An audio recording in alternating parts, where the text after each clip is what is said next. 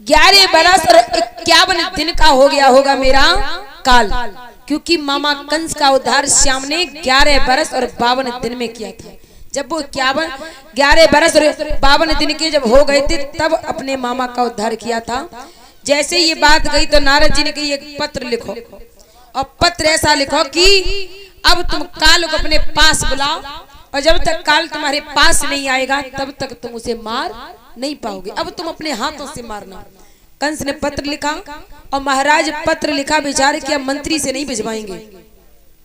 राजा सूरसेन जो वटेश्वर के राजा हैं, इन्हीं के मंत्री अक्रूर जी से वो पत्र को भिजवाया है। अक्रूर कौन है? जिसे क्रूर नहीं, अहंकार नहीं है, घमंड नहीं है, जिसके अंदर अक्रूरता है, मतलब जिसका दिल बड़ा ही कोमल है।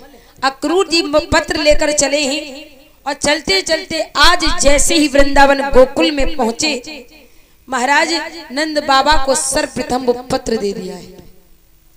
पत्र जब दिया है तो नंद बाबा ने पढ़ा उसमें कि लिखा है कि धनुष यज्ञ किया जा रहा है, जिसमें मामा कंस ने सर्वप्रथम भगवान कन्हैया और बलराम भैया को बुलाया है।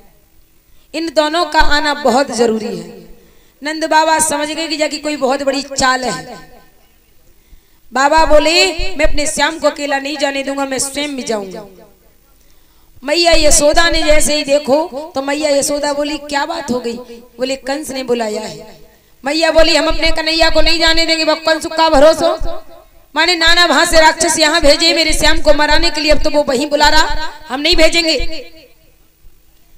आज जैसे ये बात कही तो मैया को आज नंद बाबा समझाने लगे हैं, सुन मैया, अरे यशोदा तू जिस कन्हैया के लिए पागल हुई जा रही है, तुझे आज सत्य बता दे तो कन्हैया तेरा लाला नहीं, ये वासुदेव और देवकी का लाला है, और आज वही समय आ गया कि इसे वहां जाना है।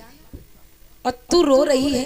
जैसे मैया ने ये सुना कि ये मेरा लाला नहीं है तो मैया यशोदा का बहुत बुरा हाल हो चुका है। मैया के पैरों तले जमीन निकल गई, जिस पर मैया अपनी जान छिड़कती थी, पल भर में किसी ने प्राणों को खींच लिया। किसी ने अपने लाल से कह दिया कि ये लाल तुम्हारा नहीं है।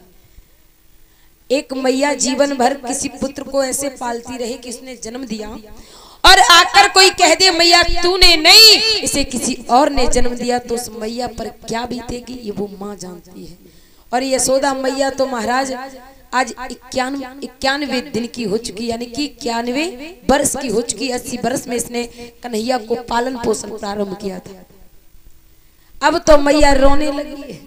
श्याम सुंदर गाय चरा कर लौटे तो देखा कि यशोदा मैयू चुपचाप बैठी है। नंद बाबू अब तो पूरे ब्रज में ये बात फैल गई, प्रातः काल कन्हैया चले जाएंगे मथुरा नगरी को।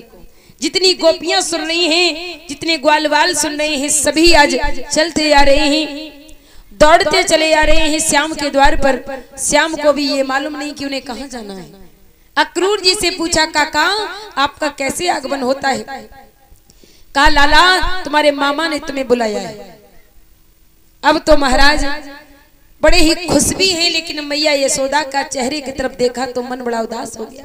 बोले मैया क्यों उदास हो रही हो? आज की बात है, कल सुबह जाऊंगा और परसों वापस आ जाऊंगा। तुम रो रही? मैया बोली नहीं लाला ऐसी बात नहीं है, लेकिन मैया अभी भी कन्हैया को सत्य नहीं बता रही कि हमें क्या मालूम हुआ है। अब तो प्रातः काल हो गई, रात ऐसे ही व्यतीत हो गई। प्रातः काल सभी गोपियां सभी ग्वालवाल दौड़ते चले आ रहे हैं श्याम की तरफ देख रहे। सभी गोपियां रो रही हैं, सभी ग्वालवाल रो रहे हैं। इधर वृषभान की कन्या राधा, वही जो कि प्रेम करती थी श्याम से, वो भी दौड़ती चली आई। श्याम